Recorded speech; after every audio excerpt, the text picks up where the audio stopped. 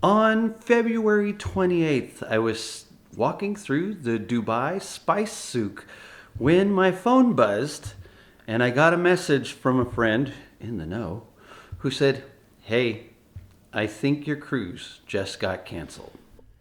At that moment, nothing around us looked any different. The markets were busy, boats were still crossing Dubai Creek, people were laughing and bargaining for spices. Within hours, missiles and drones were striking the region, the city, and hitting all around us. And suddenly, I was stuck in Dubai, trying to figure out how to get home. And getting to Dubai? Easy. Getting home? That was like trying to untie a knot someone had pulled so tight it felt almost impossible to loosen. So let me tell you the full story.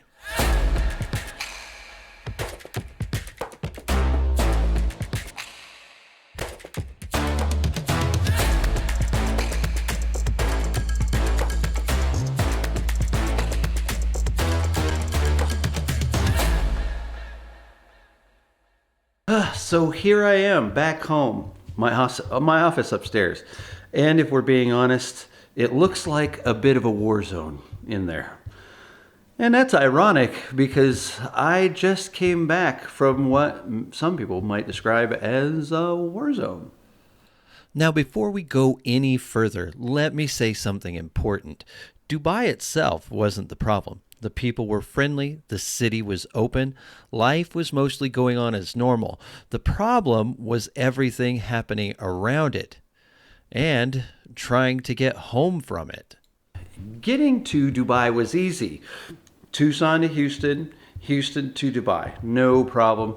The trip was smooth, had a row to myself, everything was good. And when I landed on February 27th, the first thing I did was exactly what any reasonable traveler would do after a 16-hour flight.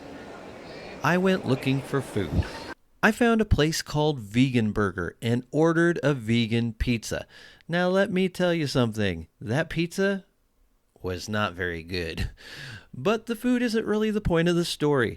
While I was sitting there waiting, and it took forever, I started talking with a girl sitting nearby named Grace.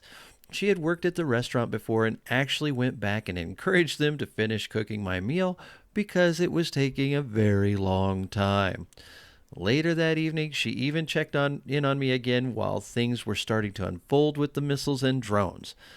I wasn't scared, but I appreciated the kindness. One of the best things about traveling the world is the people that you meet. In Greece, I have George. In Singapore, I have Bernard. In the UK, I have Will and Ian. And now, in Dubai, I have Grace. The next day, we were exploring the Gold Souk and the Spice Souk. If you've never been there, imagine narrow alleys filled with gold jewelry, colorful spices, incense, perfumes, and lots of tourist items. It's chaotic in the best possible way.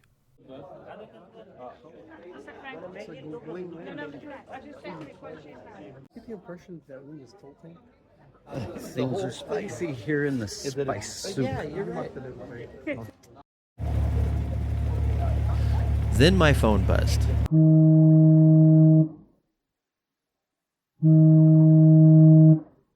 Another Avoya advisor messaged me. "Hey, I think your cruise just got canceled." When that message came through that the cruise was canceled, the mood immediately changed. Nobody was panicking. It was just that idea that the trip we had come to take had altered completely. It was just that feeling when you realize something has changed, but you don't know how big that change is going to be. Later that evening, things escalated. Missiles and drones started attacking Dubai, and I posted online that we had gone out to eat that night. Someone immediately reminded me that we needed to stay safe and not go out. Let's be real for a moment. People still have to eat. The hotel restaurant was sold out. So we walked 3 minutes down the street and had dinner at a Chinese barbecue restaurant. And honestly, it was one of the most unique restaurants I've ever been to. You cook the food yourself at the table. The only problem was, I got seated where the smoke kept drifting toward me. So while everyone else was enjoying dinner, I was basically inhaling barbecue smoke the whole time. But it was still fun, and the food tasted great. Sometimes it's easy to be a keyboard warrior sitting at home and think you know what the people in the situation should do. But as one advisor said perfectly, we are the boots on the ground. We understood the situation far better than anyone watching it from their couch. The next morning at breakfast, we were sitting around eating, and an Italian woman who heard us talking about trying to get home approached us. She was stranded in Dubai on a layover from the Maldives, which I'm sure was great, whereas being stuck in Dubai, not as great.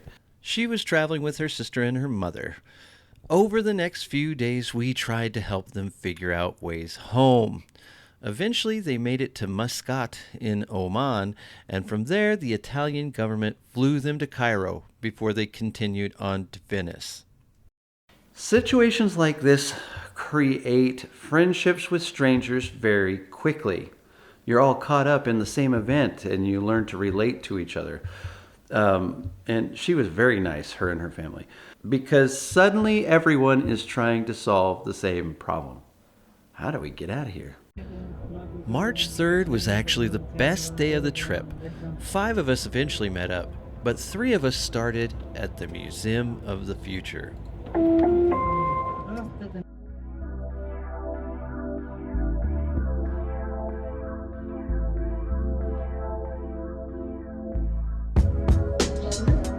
Your captain speaking.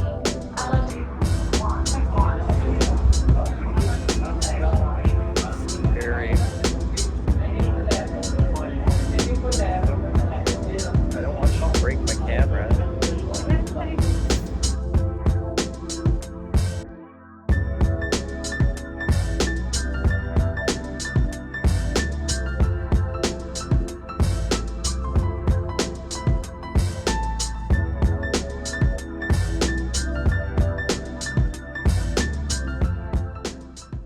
This person's talking to a stuffed sheep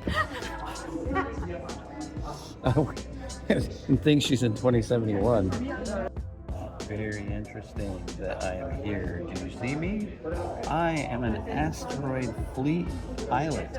I'm here to fly you to asteroids. Everybody knows you're a space case. Wow, I feel like I'm old. This is horrible video of me. Just make it stop. Make the bad man stop. I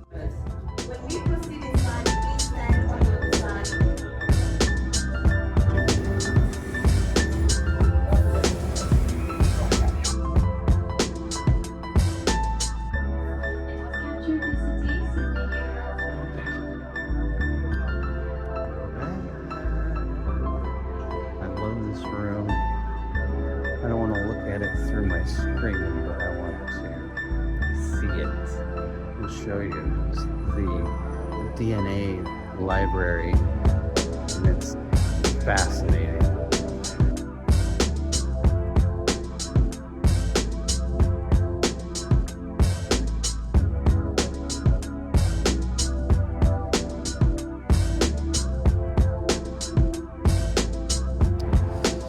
Back at the viewing platform. Did I say that exactly the same as I did last time? Surrounded by tall buildings. Later, we met Karen and Bob at the Dubai Mall. Now, the walk from the metro to the Dubai Mall is long. Very long. Even with moving walkways, it's long. At one point, Beth started singing, "The sun will come out tomorrow," which probably convinced everyone around us that Americans are complete dorks. Eventually, we reached the food court where we met Karen and Bob. Then we visited the aquarium and underwater zoo. Huge crocodile, sharks swimming overhead, jellyfish, turtles, all kinds of fish. There was even a sloth, doing what sloths do best, Absolutely nothing. After that, we walked around the marina near the Burj Khalifa, which, by the way, stands 828 meters tall, or, for those of us in the United States, 2,717 feet, the tallest building in the world. We hoped to see the fountain show, but that afternoon they were only running it at 1 and 1:30, and this was probably 3 or 4 o'clock in the afternoon, so we missed it. But honestly, it didn't matter. For a while, we forgot about everything else that was happening. The real story of the trip wasn't the missiles and the drones. It was the people. It was Karen and Bob. It was Beth and Joe. And a stuffed sheep that somehow became famous at the Museum of the Future. Beth carries a stuffed sheep everywhere for her TikTok videos. At the Museum of the Future, she convinced nearly every employee to hold the sheep and take pictures with it. At one point she told me, "You're like the brother I wish I never had." I wonder if my sister thinks that way too.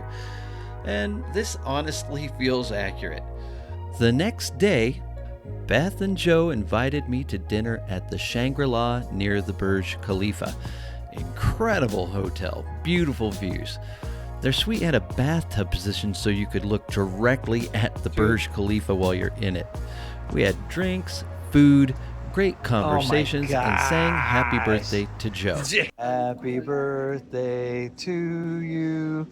Happy birthday to you. Happy birthday, dear Jojo. Happy birthday to you. And many more. To Shangri-La dreams and coffee beans.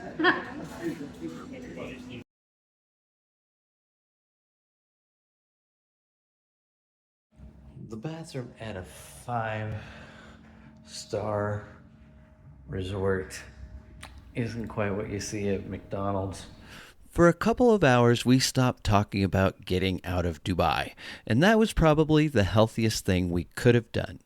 Now here's where things got frustrating. For days, the headline said the Dubai airport was closed. Well, that wasn't true. I could literally watch planes taking off from the airport at the top of my hotel. I watched them. Just zoom, zoom, zoom. Flights were leaving, just not many. There was a narrow air corridor available that limited how many flights could leave each hour. And here's the part that really bothered me. Airlines kept saying there were no seats available. Then suddenly, once money entered the equation, voila, magically seats appeared. Funny how that works. When I finally had the opportunity to look at a seat map, there were at least 20 seats still open, which made it pretty clear what was going on. They were waiting for paying customers, not the stranded ones with rebooked, booking numbers. And that felt sketchy. Very sketchy. I also signed up for the STEP program and the crisis intake form. And what I received were generic emails. I'm still receiving them today. Nothing specific, nothing actionable. The people who actually helped were the people who knew us. And that is a reminder as to why having a travel advisor helps. If you're in this situation and you can call me, I'm going to find a way. Trust me, I will find a way to help you out. And it will be better than anything your government can do. There was also a lot of talk about governments helping stranded travelers. And this is where my host agency stepped up, Avoya. Without them, I would probably have been stuck there until March 9th, when my rebooked ticket said I could go home. And as yesterday, I received you could check in now 2 days early. So I would have had to wait till the 9th. So they helped us come up with solutions, and I'm appreciative. Instead, I got out 3 days earlier. And when you're stuck somewhere uncertain, 3 days matters. Here's the only political thing I'll say. Government is rarely efficient. The people who actually helped were the people who knew us, friends, colleagues, and especially Aboya. The trip home for me took more than 30 hours. By the time I boarded my final flight, I was mentally and physically exhausted.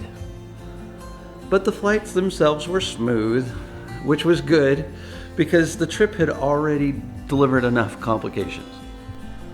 Travel isn't always predictable, but the world is still full of incredible people. I met them and I hung out with them on this trip. It was amazing and it really helped me out. And even in the middle of chaos, kindness shows up in unexpected places. This is Kelly from Nerdgasmic Adventures saying, stay adventured.